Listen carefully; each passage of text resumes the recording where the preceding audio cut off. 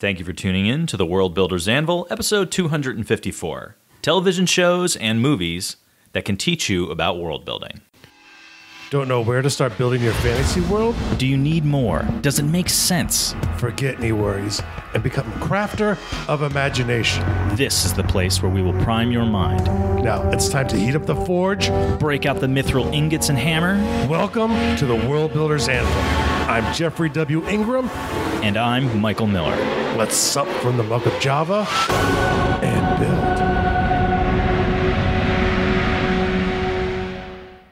Welcome back. As always, my name is Jeffrey W. Ingram. And unemployed, I am Michael Miller.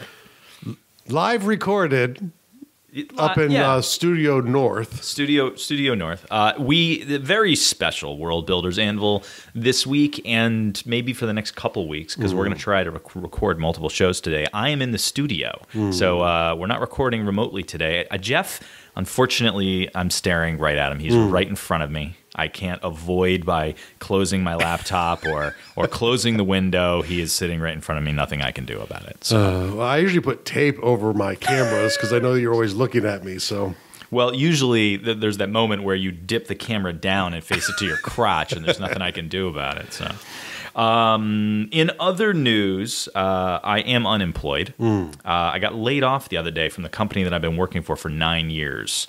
So that's an interesting thing. But, so if you're looking for a skilled electrician... Well, I did already have an interview that went really well yesterday, and I've got another one Friday, and I've got a couple of people that I'm talking to. So good thing is your skill set's in demand. Well, it's interesting because I didn't realize how in demand I am these days. So if I had realized what kind of opportunities were out there, I might have left the company on my own sooner because I'm almost definitely going to get more money than what I was making before, which is great because, you know, with where my wife and I are at with our finances, like that's always a benefit. And she's going to be returning to school, so her income is going to go down a little while for like 2 years. So, but that's where we're at. But we're not talking about that today. Unless you have a job for Michael, in which case contact us at... No. I'm going to get a bunch of lewd offers and emails. We'll work for anything. Contact him at $25 an hour for X task. That's actually not true. I make a lot more than $24 an hour. But anyway. So we're going to be talking about movies and TV. In going along with keeping it light this month because of NaNoWriMo, we're just going to be talking about some fun stuff today. So sort of movie and television, and there's a list of a couple that I allowed Michael to come up with for once. We're not going to talk about any of those, so it's a list of the things that we won't be talking about. Okay. So we're not going to touch any of the ones that I emailed to you? Yeah, no, okay, none fine. Of those. But, just talk about sort of movies and television. I have at least one in my head I want to talk about beyond this.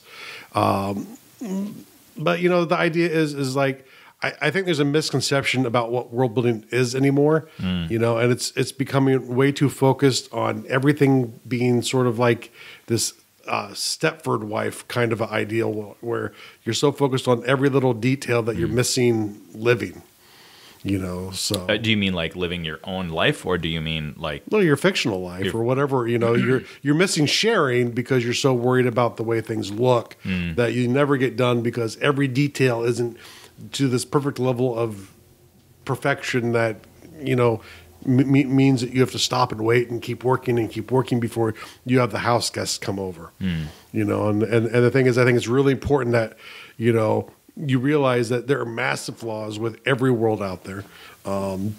Even ones that are science focused, the science changes and breaks them sometimes. And sometimes there's science like, not theory, but hypothesis, like a movie like Interstellar, which pulls a lot from that, which you could argue is scientific, but even the guy who wrote it, who's a PhD, wouldn't say that because it's really hypothesis stuff they're talking about. So I think one of the things that I like to remind everybody about is there's no, I think, and this is just an opinion, that there's no wrong way to do it. No. So Like you've got movies like movies, and it's also a book series if I'm not mistaken, like Jumper, where really the only thing that's going on is you've got people that can teleport. That's all. The rest of the world is all totally fine. Everything is as on the Earth, real world. Yep. Yeah, it's Earth-based as everything that you know it is exactly the same as the world. A couple fictional factions. Exactly. Yeah. And I think that's fine. At that point, it becomes a character story that has an interesting, non-real mechanic. I'm fine with that. If the world, i.e., at that point, what you get into is the subculture of those characters that can teleport, because there's a faction that doesn't, and there's a faction that hunts those people that can do it. You know what I mean? Yeah. That alone, that's good world building. Like, I'm okay with that. Like, you don't need to make Harry Potter. I love Harry Potter. Go ahead and make Harry Potter. Yeah, we'd appreciate it. But my point is that, you know, if you only have so much time and you have a cool idea, you don't have to go the Harry Potter route. It doesn't mean you have to create a world. Yeah. World building is not creating a world. It can be. Yeah. But even then, you're not really, right? You're creating an illusion, an artifact that appears to be a world if you look at it from a certain perspective. Yeah. Well, that gets back to our framework. Yep. A framework analogy about it. And for those of you that haven't listened to older episodes, the idea of framework world building is quite simply that for you to legitimately build a fictional world, and by that we mean it is exactly as, you know, Earth, you're talking about millions of years of time. You're talking about geology changing. You're talking about species coming in and out of existence, evolutionary things occurring. You're talking about so much flora and fauna. Like, you could spend your entire life studying all the things that live on this planet and not even get to the things that have died on this planet. Yeah. You'll never know all of it. If you try to create at that level, you're gonna that's your whole life's work. That's all you're gonna do. You're not gonna and you'll never get close. You'll never get close. So the framework is, it's like you're creating a picture, or creating a painting, or set dressing a stage. You're creating the illusion that it looks complete. So the audience looking in on it. I like the stage analogy a lot. So it's like you're set dressing the stage, and then the audience comes in and they can only see it from the front, so it looks like a complete world. But if they were to go backstage or go to the top or the back of the stage and look forward out towards the audience, they can see, oh, this is all fake. This is like, and it's totally incomplete. I know that looks like a car, but they only have like 1/4 of a car. So from the front, it looks like a complete car, but from back here, it's a box with like a fender on it, you know? So that sort of thing when it comes to like the world building aspect, like you don't have to make all of it. I don't want to limit anybody. If you want to make all of it, go for it. Like, if that's where your joy is. Actually, when I was on my job interview yesterday, one of the guys, after the manager had stepped out and we were closing the interview down, it was like a 2-hour interview. It was oh wow. Yeah, we just sat and talked. It was really good. But afterward, we got to talking about this show, and he's like, "Well, explain to me what the show is about." And I was like, "Well, how nerdy are you?" You know?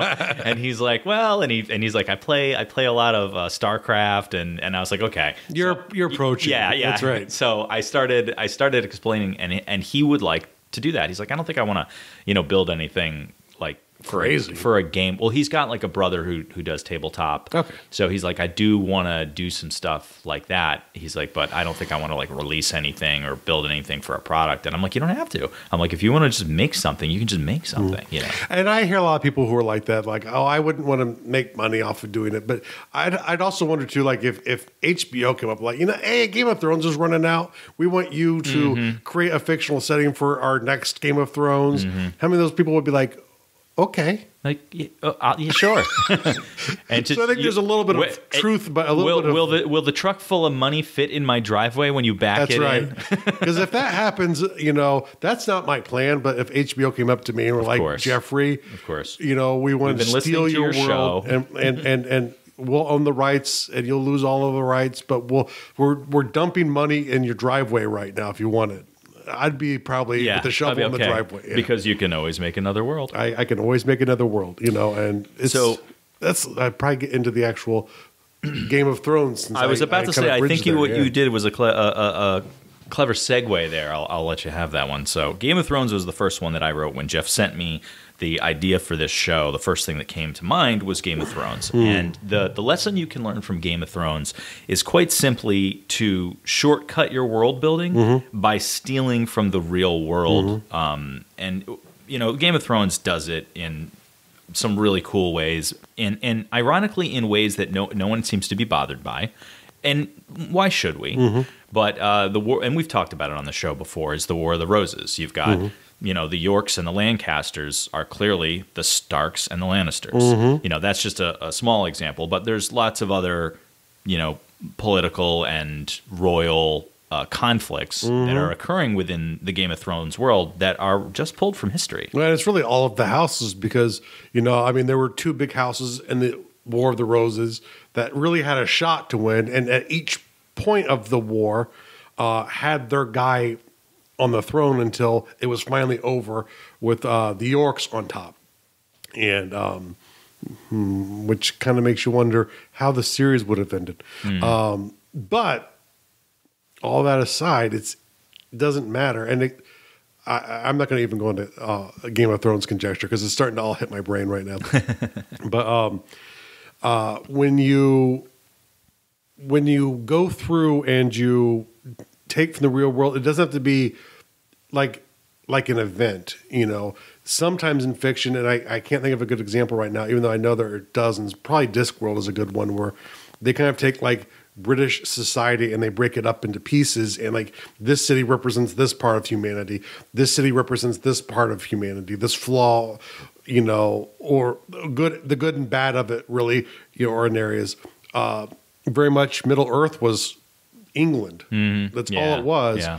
But it was different parts of things that affected England, you know, where I would say the Vikings were probably on the plains, on horses, in Rohan. You know, the old Saxon kings, I guess, would have been Gondor. I'm not exactly sure on the thought process behind all of it because I'm not that, you know, nerdy on Middle Earth, but I'm pretty nerdy. I was about to say, come on now. You know, I would assume Mordor would be the Great War. Probably fair. Yeah, probably fair. And that they would get pulled into. And the Shires were obviously, it was the common folk who were caught between all of this crap. And so, you know, you can take and be inspired in different ways, I think is where I'm trying to get to. And it doesn't always have to be like an event. Like, you know, if you go back to the historical fiction episode, we talked about several pretty cool events you could take from. Other ones get used all of the time in media, which media has a tendency to overuse things anyway, because it's worked once. Let's make 800 more like it. Right. So the big thing to get out of that is like look to the real world, and we've said this bazillions of times. One of the ideas is actually bouncing around my head right now as we're talking about this is the concept of take a look at like a sport league. You could be like, okay, I'm going to take a look at the NFL. I'm going to take a look at some of the biggest rivalries. We need a sports league for world building. Well, sure, but that's not where I was headed. Not sure you can competitively do it. But. I was well, it shouldn't be competitive. It should be cooperative. I was thinking of the concept of like tribalism with well, that's what modern sports is. I know. You know, like politics. Yep. Right. So the idea of like you take all these sports teams, pick the biggest rivalries, and then just create analogies in a world, in a fictional world, to create that. Use that as a base foundation to build a story around factions in your world. Exactly. And I'll give you a great example here. Red Sox, Yankees. If you live in the Northeast, you're caught in the middle, even if you don't care about that. I was thinking Patriots, anybody. At this point. But for a long time, Yankees, anybody. Yeah, same thing. Yet same thing. Yeah. But especially Yankees and Red Sox. And I remember I used to work at UPS on the line, as they would call it, you know, shuffling packages around. And we had got some safety awards. So would you like to shuffle my package? So we won the chance to go to. They took us down to a Yankees game, which was really cool. I love watching baseball in a park, especially like pro baseball. It's really cool. Old Yankee Stadium was one of the great places to watch baseball too. Fenway is another great one. The old ballparks had a lot of heart. I don't know why the seats were lousy, though. I got a friend of mine who's been to every single ballpark. So do I. Every single one. Even there's been a couple of new ones that have gone up, and he's gotten to those. And the cool thing is, though, is like one of the guys was wearing a Red Sox hat. And this is going to Yankee Stadium to watch the Yankees. I think it was Seattle they were playing against. And so some guy sitting in front of us drinking beer, which is not unusual, looks back, and little language warning here was like, go back to Connecticut, you fuck. And most people would find that offensive. If you're from around here, you realize he was just having a little fun and wasn't even being offensive, even though the language might be considered offensive depending on where you live. Right. But it was like one of those things where he could tell by just seeing the guy in the Yankees hat or the Red Sox hat watching the Yankees game that he was obviously some guy from Connecticut. Right. Because the Sox fan isn't going to be here. They're going to be at Fenway. Right. They're too far away. That's if right. they're, yeah, exactly. Exactly.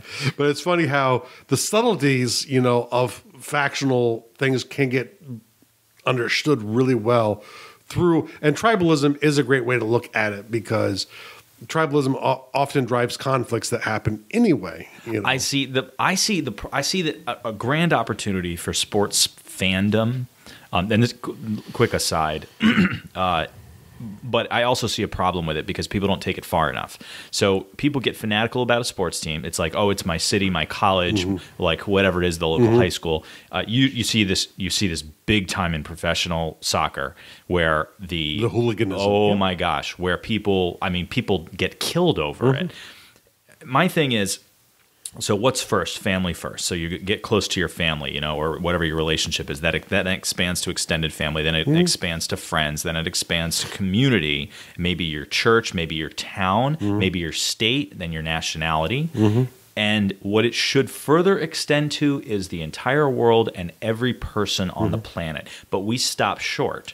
So the thing that's great about sports is you're like, okay, well, I like the New England Patriots. You like the Cowboys. And it's like, well, there's a rivalry, so screw you because you're a Cowboys fan. And it shouldn't be that way. It should be, well, I'm rooting for these guys, you're rooting for those guys, but we both love football, and hey, good on ya. That should be a friendly rivalry, if rivalry at all. And people get to the sports level team or the city level team and they stop there, and then they turn it into serious aggression. And it should go further. It should go to the national level and then the international level so that we can all just love and accept. But I won't get into why your logic is flawed. Yeah. Well, human beings are why my logic is flawed. Well, exactly. and there's actually like some stuff behind that of why tribalism is how we survived to get here.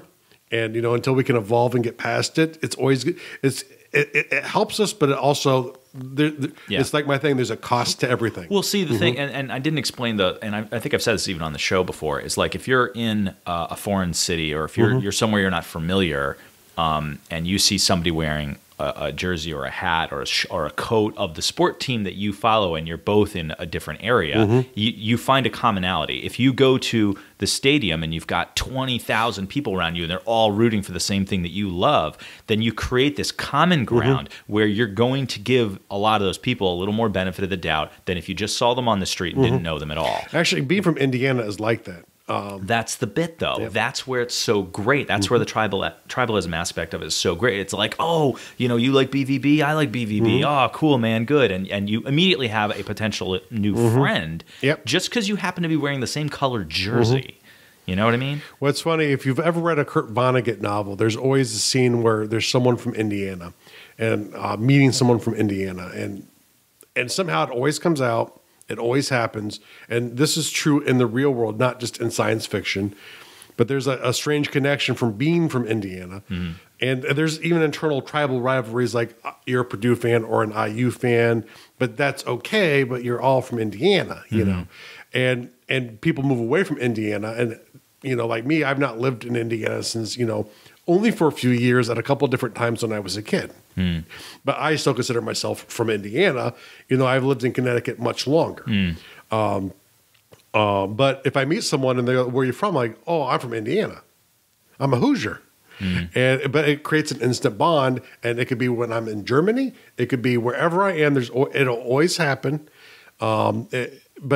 That's what he said, the good thing about tribalism. But typically when you're looking for tribalism for fiction, you're looking for the more negative sides because this is what leads to warfare.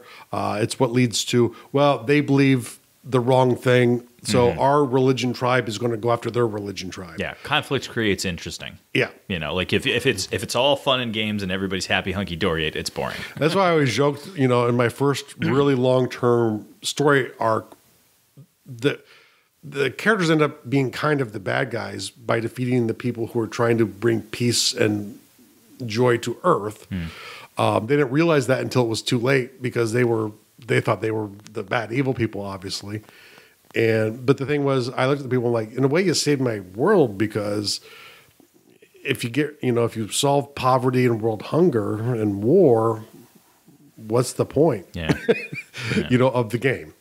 It's great to solve in real life, but you know, tribalism leads to a lot of things, and Game of Thrones is good for that. The households are all their own tribes. There are sometimes internal or tribes that aren't quite in the same thing, like the bank, the Iron Bank and stuff like that. I still want to know what's going on there. No, if you ask me, that whole story, and my only exposure to Game of Thrones is the TV show. I've never read the books.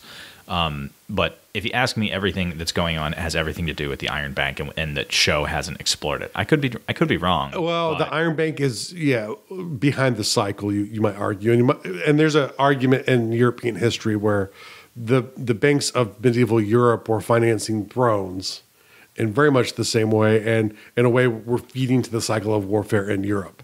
So exactly the same as today.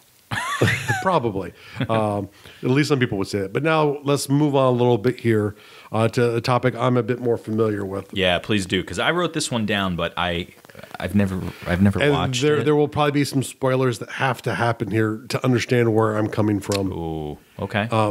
I can handle that, but yeah. So, well, this is a warning to people, but it's Man in High Castle.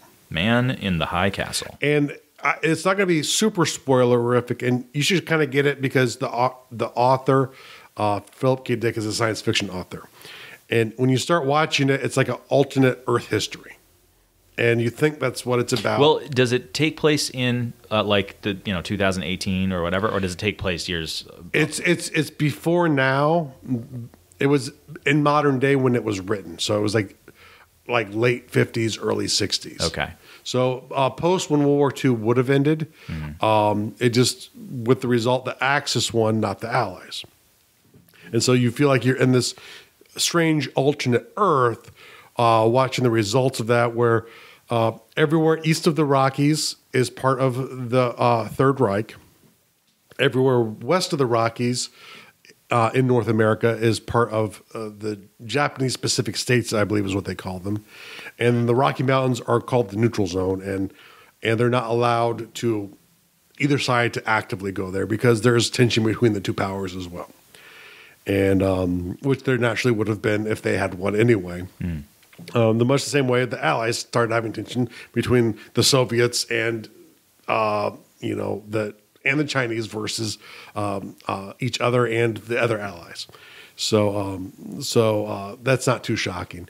But then you start to go on and you start to realize that there's something weird going on because they're finding these movies that are of the Allies winning the war. And so I'm not going to spoil it, but it is more of a mini Earth scenario type of story. And which shouldn't be too shocking because it's a science fiction author. And it's Philip K. Dick, who's known for having some very cool twists. And you might even get through it, and it might even be like it's none of the above. I mean, he's a very he loves to question reality. And so having multiple realities or making you think they're multiple realities and then stealing that from you too, who knows where he's going ultimately. And I'm not familiar. I never read, and I think it was only a short story anyway. So I think a lot of this is the TV show writers who've done a great job with that feeling of just twisting the story. But the thing it teaches you is you can also take real world scenarios and go, what if, the Roman Empire never fell? What if the Mongols, reached the Atlantic coast when they said they were going to, conquer all the way to the Atlantic? They made that proclamation and they invaded Europe. Now they made it to Germany, and they really caused some havoc. But the problem was they had some of their own issues, which caused their empire to kind of fall apart from within.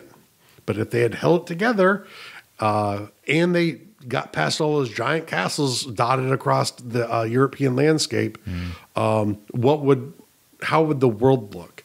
And so, you can take these scenarios from any point, and go, what happens if there was no Magna Carta, or anything that you want to, anything that is an interesting event in your brain, and say, and start wargaming it out and going, what if this was different? What if there was no Treaty of Versailles? Maybe World War II never happens. Who knows? I don't. But it would be interesting. That actually leads kind of right into, are you ready to move to the next one? Yeah. Because that concept of, wargaming it out and like what if very much lends into my next example, which is Ender's Game. One of my favorite science fiction books. I liked the movie. I was very apprehensive about them making a movie that would represent the book well. I thought they did a pretty good job, but it was a hard book to represent well. I thought they did a very kind of like Blade Runner. Yeah, I thought they did a really good job with what the book is. I thought the important points were hit. So Ender's Game for me, the thing to learn there is to take something that maybe it's a far-fetched idea, or like you can take some science fiction and just stretch it out and just like you just said, like war game it out and go further and maybe bend it a little to the left or a little to the right. Like Ender's Game, in my opinion, is realistic. The thing that's amazing about that book is when he wrote that book, and I want to say, I honestly don't remember the copyright off the top of my head. I want to say it was written in the 60s, but I'm not 100% sure about that. If only we had the wealth of something like the internet at our fingertips to double check this. Yeah. Ender's. Well, is the actual copyright date super important? More of a curiosity thing. Date of publication. All right, here we go. 85. Okay. Wow. Really? It's that new? I don't think that's right. Okay. I'm going to go to the Wikipedia page. So anyway, the thing about Ender's Game is there's a lot of stuff inside the fiction. Published in 1977. That seems more like it. That didn't exist at the time that have now come to be. The concept of having in this case, it's a school/space station, but it has a structure-wide network. But we didn't have that sort of shit back then. Like, that's certainly a modern idea now. Like, we have a network here in the house. We have a network in every business. They have a network. Yeah, I'm not sure when the first networks really started going mainstream. Well, there was definitely some around. That was like around maybe the late 60s and into the 70s. Like governmental and colleges. I want to say they first started with like MIT. But and please don't correct me if I'm wrong, but it's something like that. Anyway, but the idea of having a school that has an interconnected network throughout the entirety of the school was not a thing. The idea of having a virtual reality interactive open world game within that network on the school's network was not a thing. Yeah. The idea of having a like an iPad, like a tablet, was not a thing. But all of these things existed in Ender's Game. I don't know how he saw where the puck was going on this. These might have just been ideas that he created on his own, or maybe he had the ideas based on technology, or just seeing stuff or hearing stuff that they're talking about. That's exactly. Maybe he wargamed it out and said, I think this is where things are headed. But there's a lot of ideas in that book that are real but stretched out. When at the time, a lot of it probably seemed pretty far-fetched. But now, like, we have that stuff. Like, we have those exact technologies now. So think about what's going on. Maybe do a little research. And this doesn't necessarily have to be, if you're not writing science fiction, you can still take advantage of this idea. Like when Jeff and I did the episode, I'm thinking of the vehicle episode. The Let's Build the Vehicle. Right. We spent a lot of time coming up with a fantasy. You added magic to it, so there was definitely a magical aspect to it, but we created a real world, except for the magic part of it. We created a piece of technology that, I mean, they very well may have had things just like this, but we created out of our heads what we thought would be a workable, low tech level technology. So you can do these things, you can make these things. They might not necessarily work 100% in the real world, but for the purposes of your world, it's totally fine. You can take what you have, you can bend it a little left to the right, and then just go with it, run with it, stretch it out, and see where you end up. Well, the interesting thing is, too, is the thing we came up with could have worked without magic. They used magic to enhance it. Yes. Yeah, exactly. So, and with Ender's Game... Well, and to make the legs work, I guess. That part was kind of... it was a stretch. With Ender's Game, there was two things that I don't know that they actually talked about in... I might be remembering one of them wrong.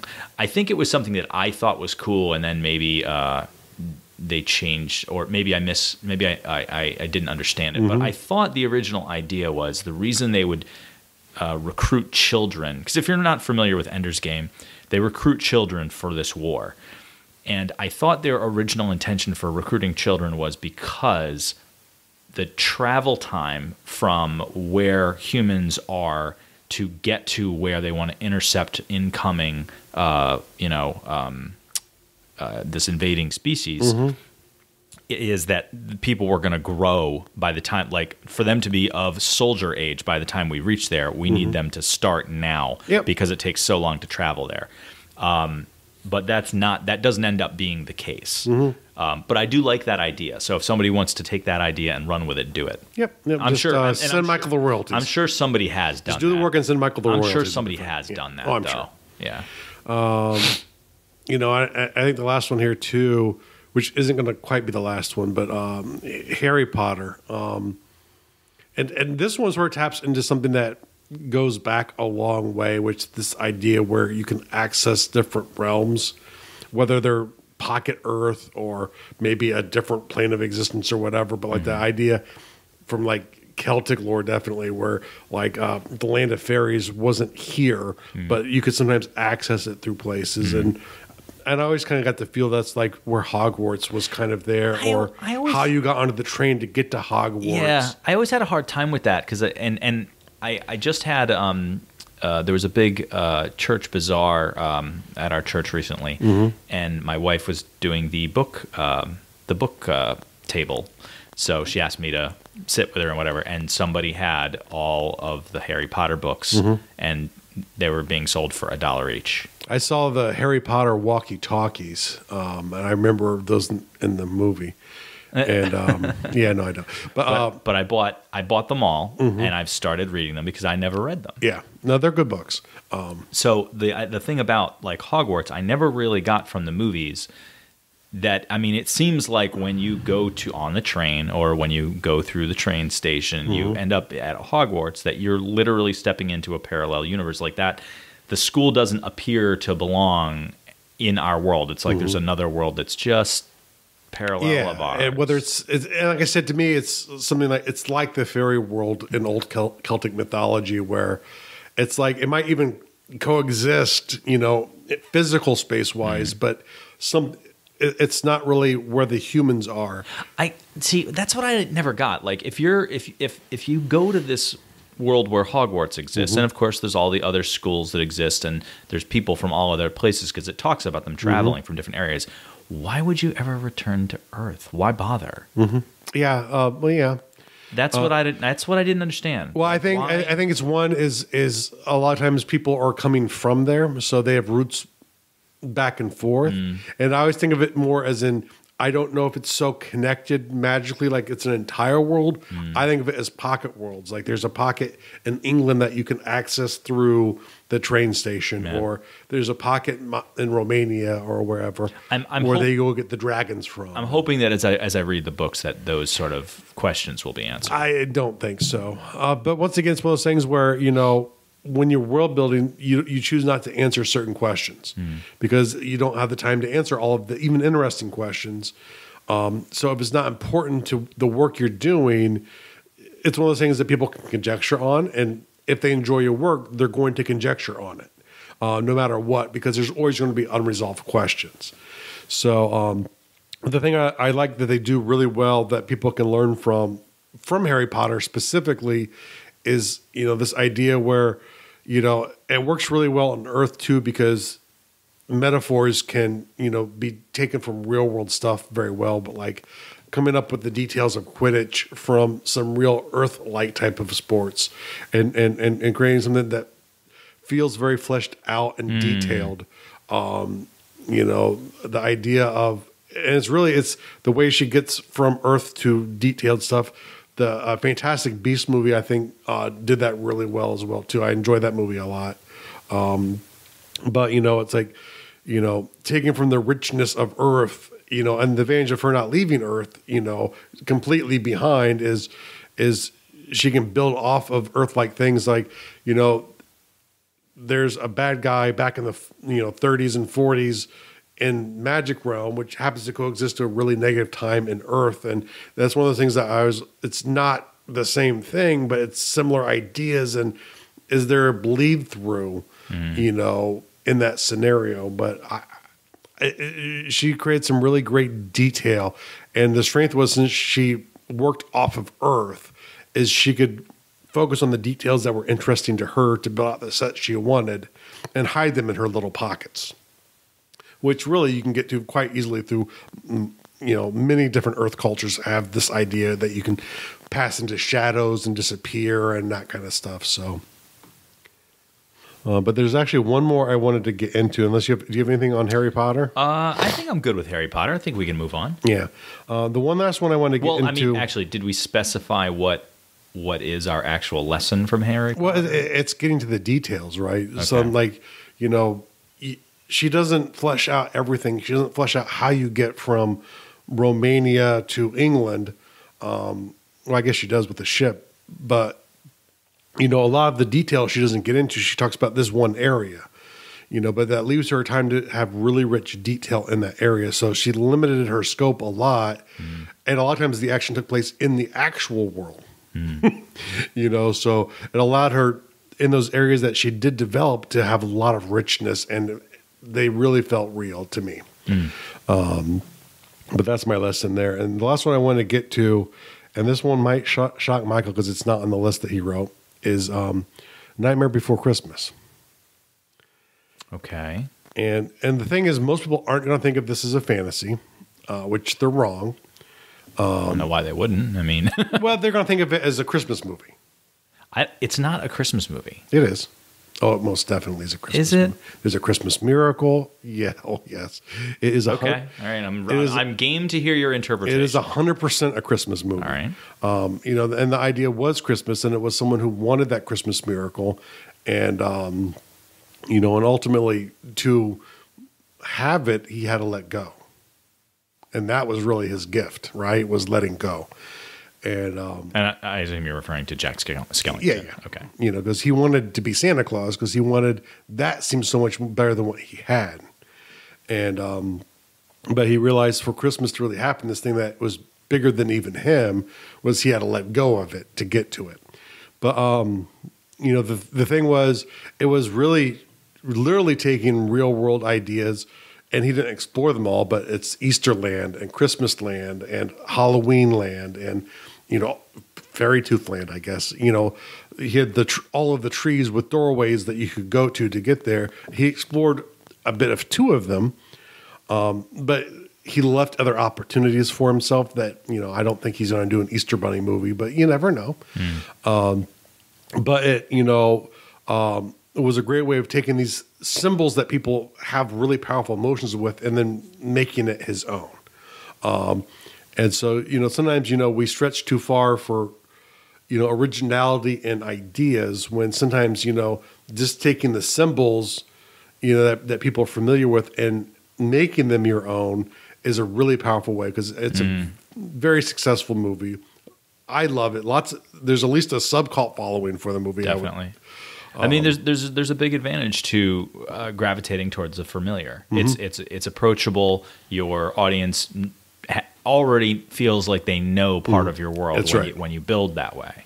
And the thing I liked, though, was he really made it original even though the ideas he took from were not anywhere close to being original. But like Halloween Land and the way he envisioned it and the way he envisioned Christmas Land were definitely his own. So it's like one of those things where originality and new aren't the same thing. You know, you don't need a new race. You don't necessarily, it's not wrong trying to come up with one. But the thing is, it doesn't necessarily even make it better. And sometimes you can create real art by taking something so familiar, so kid-like, and just showing your own imagination about it.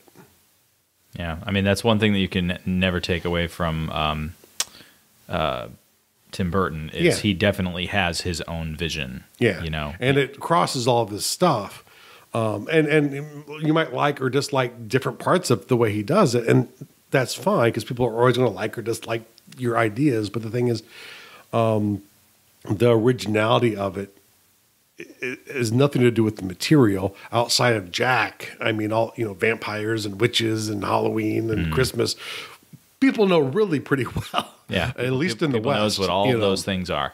So I love Oogie Boogie. Oogie Boogie.